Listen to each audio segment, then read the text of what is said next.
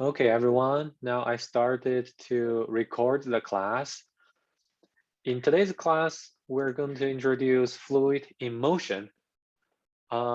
Actually, for this whole week, we're going to study fluid in motion and dynamic fluid. So in this class, it will be short and easy, but in next class, will involve some calculations on Wednesday. So today, let's first go through the fluids in motion. First of all, for fluid dynamic, we use a simple model of an ideal fluid. We assume first, the fluid is incompressible. And of course, for water and other liquid, usually it's very difficult to compress the liquid. So the impressible condition is good for most of the liquid. What's more, this incompressible feature is even very good or reasonable for gas. For example, air. Even when 100 miles per hour wind can only result in a 100% volume change when it slams into wall. So in most cases, when we consider gas or air, we can also consider it as incompressible. So this is the first feature, incompressible fluid. And then the second condition is the flow is steady, which means the fluid velocity at each point in the fluid is constant or almost constant. It doesn't fluctuate or change with time. Flow under this condition is called laminar flow, and it is distinguished from the other or opposite flow, which is turbulent flow. And we will see some pictures of laminar and turbulent flow in next slides. Third, the fluid should be non-viscous. So for example, water flows much more easily than syrup because the syrup is a very viscous liquid. Viscosity is a resistance to flow. And assuming a fluid is non-viscous is analogous to assume that the motion of a particular is frictionless. Gases have very low viscosity, and even many liquids are very well approximated as non-viscous. Okay, so it's intuitive. For example, usually for water or some other fluid, it's non-viscous, but for let's say very sticky syrup or very sticky soup, sometimes it's resistant to be flowing. So that's higher viscosity. Now let's see some features of first the laminar or turbulent flow. Now let's see the rising smoke. Actually, the rising smoke can be considered as a flow. And from this flow, we can recognize that at the beginning, when the flow goes up, it's a steady or laminar flow. And at some point, we'll see the smoke undergoes a transition to turbulent flow. So the flow is not steady at all. It becomes chaos. So that's the turbulent flow. A laminar, the turbulent transition is actually common in fluid flow. If you do some experiments in the tap water, if you open the tap water, you will see at the beginning, the tap water is laminar flow, it's steady. At some point, it may become turbulent flow. So that's common. our model of fluid can only be applied to laminar flow. So in this course, when we talk about the fluid in motion, usually we just talk about laminar flow. When it's not laminar flow, when it becomes turbulent flow, it's much more complicated, which is out of the range in this course. So let's remember all the models we're talking about in this course, it can only be applied to laminar flow. Okay, so let's see the equation of continuity. So this is a tube, but it's not a uniform size tube. The size or cross area of this tube is changing at different positions. For example, at the beginning, the size or the diameter of the tube might be greater. And then after a transition, the tube becomes narrower and narrower, and then the cross-section area becomes smaller. So this is the ideal model for studying continuity of fluid. Let's see, when an incompressible fluid enters a tube, an equal volume of the fluid must leave the tube. So that's reasonable, right? So now imagine this tube, it's full of fluid. If you have more fluid flows into the tube, then there must be the same volume of the fluid flows out of the tube because the volume of the fluid is incompressible. So it flows out as much as it flows in. And then the velocity of the molecules will change with different cross-section area as a tube. So let's take a look at a volume, which is delta V1 shown at the wider tube. And then the volume could be calculated by A1 times delta X1, which is shown here. That's the volume of this section. And then as we discussed, if there delta V1 comes in, then there must be delta V2 comes out. And delta V2 at this section could be calculated using this equation. Delta V2 equals to A2 times delta X2. Does that make sense? It's simple volume equation for calculating volumes of cylinders. Okay, so if you understand how to calculate the cylinders volumes, then this equation is true. And then delta V1 should be equal to delta V2. And then delta X1 becomes V1 delta T. Let's imagine the velocity of the flow at this wider section of the fluid is V1. Then delta X1 equals to V1 times delta T. So displacement equals to V velocity times time. Then V1, then delta X1 equals to V1 delta T, the same as the other side. Delta X2 equals to V2 delta T. Then finally you get this equation. Delta V1 equals delta V2, so that A1 V1 delta T equals to A2 V2 delta T.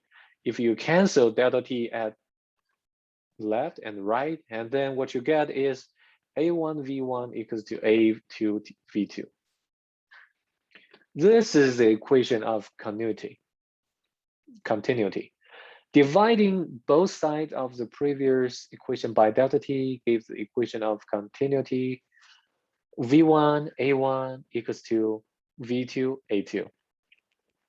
So if we describe the equation, it said the equation of continuity relating the speed V of an incompressible fluid the cross-section area A of the tube in which it flows. So no matter at which section you're considering in the tube, let's say no matter it's here, or even in the transition part of the tube, this equation is always true. V1A1 equals to V2A2. The volume of an incompressible fluid entering one part of a tube or pipe must be matched by an equal volume leaving the downstream. A consequence of the equation of continuity is that the flow is faster in narrower parts of a tube and slower in wider parts. Okay, so if we look at the equation, you can imagine if A1 becomes greater than A2, then V1 must be smaller than V2. So that's why in a wider part of a tube, the velocity should be slower. And then if we think about this equation, it's not only for a tube, it's also, let's say, true in many daily cases. For example, if we consider a river, okay, let's draw a picture. If we consider a river like this is a river, something like that. Let's say in part A and part B, if consider the continuity of the fluid, we have water flows in the river. So what's the speed at A and B? So is the speed at A higher or lower than B? The water speed at A and the water speed at B. If we consider it, if we do a comparison, at which part the speed of water is higher, A or B? Can you give me an answer in chat?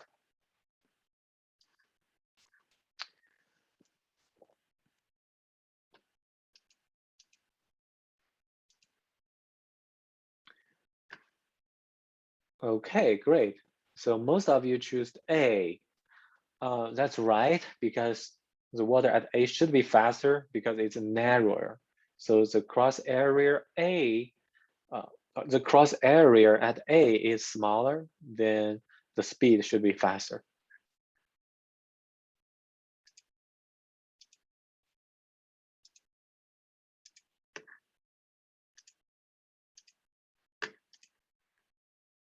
Okay. Now let's continue. The equation of continuity. The rate at which fluid flows through a tube is called the volume flow rate, Q. The SI unit of volume flow rate is cubic meter per second. Another way to express the meaning of the equation of continuity is to say the volume flow rate is constant at all points in the tube. So here are some daily life examples. So here is a hose. If you don't change the speed or the flow rate of the water in the hose, but you change the nozzle size from a wider nozzle to a very narrow nozzle, then you will immediately see the speed of the water becomes quite different. So that means when reducing the diameter of a nozzle, it causes the speed to increase from here to there. Another thing is that's the water from the tap water. So the tap water drop down, and you can imagine if you do this experiment, and if it's a laminar flow, if it's not a turbulent flow, you will see the diameter of this water becomes narrower and narrower. So why is that? Because you can imagine the speed at the bottom of the water is faster than the speed at the top. This is gravity, right? So due to the gravity, if the water falls down, then it's in a free fall motion. In the free fall motion, the water will become faster and faster, and the velocity is higher and higher, and higher velocity results in a smaller cross-section area. That's why the water flow becomes a narrow at the bottom.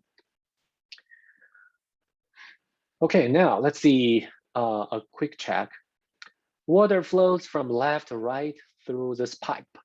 What can you say about the speed of water at point 1 and 2? So is the velocity at point 1 faster than 2 or slower than 2?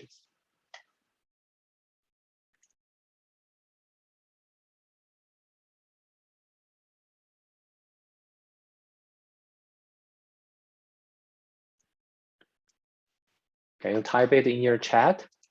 Which one is correct?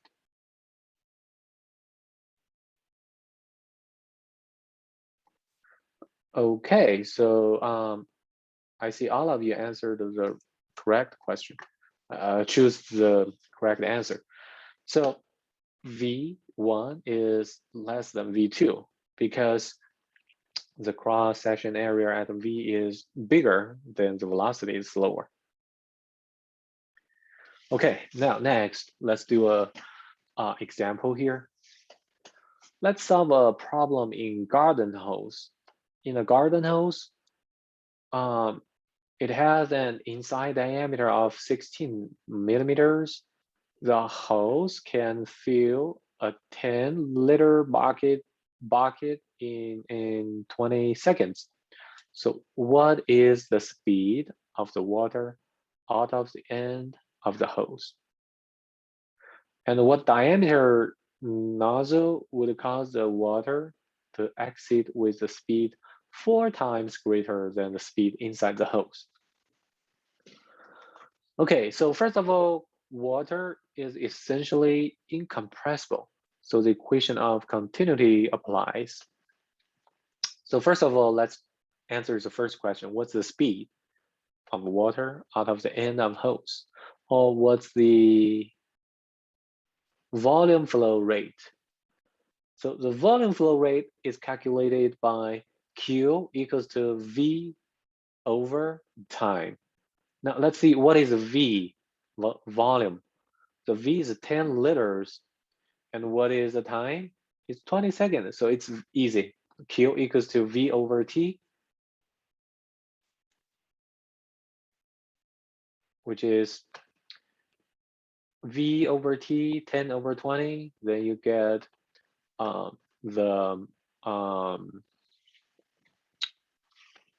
flow rate. Once you get the flow rate, it's a liters per second. Then you want to change it or convert it into cubic meters per second. And then finally, it's 2.5 it's 5.0 times 10 to the power negative 4 cubic meters per second. And then let's see. The question B, how to change the speed 4 times greater than before. Okay. To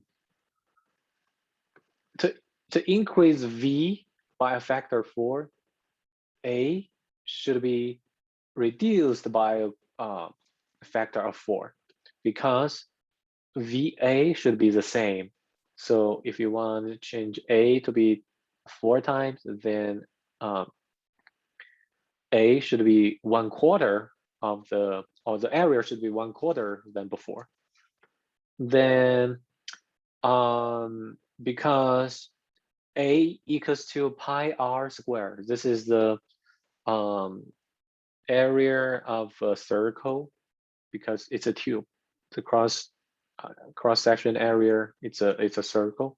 So pi r squared. So if you want to reduce a to be 1/4, then the r should be 1/2 or a factor of 2.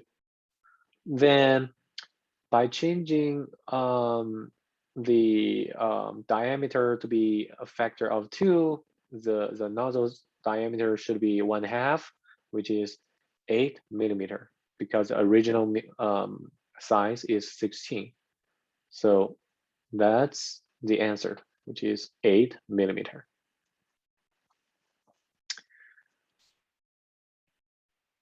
Okay, now let's see how to represent fluid flow. We can use streamlines and fluid elements to represent the fluid flow. A streamline is a path or trajectory flowed by a particle of fluid. Here is a streamline drawn here. Streamline never cross. So here we draw 3 lines and they never across each other. And fluid particle velocity is tangent to the streamline. So for example, if you want to show the velocity of the fluid parts at this particular position, you can draw a tangent line here, and this is the velocity. And the speed is higher when the straight lines are closer together, because closer streamline means narrower, let's say narrower tube, and then wider tube means loosely packed streamlines. So at let's say denser field streamlines, the velocity is higher. Here is the example of the streamline on the let's say on the car. This is the airflow on the car. So we can draw the streamline in this way.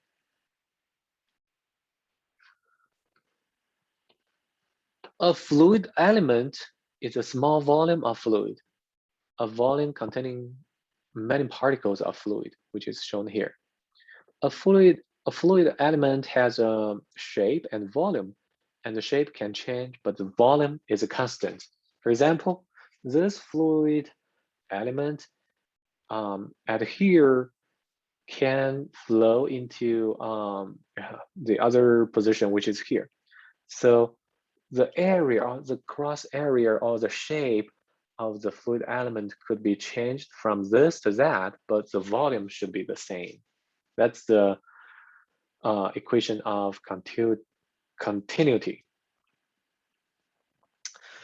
Okay, so this is a way of representing fluid flow. That's all for today's class. So for today's class, it's easy, but in next class, we will study the most difficult part of fluid dynamics. We'll use some equations to do some calculations. But today, that's all. Do you have any questions so far? If no questions, that's it for today. Thank you, everybody. See you on Wednesday. Bye.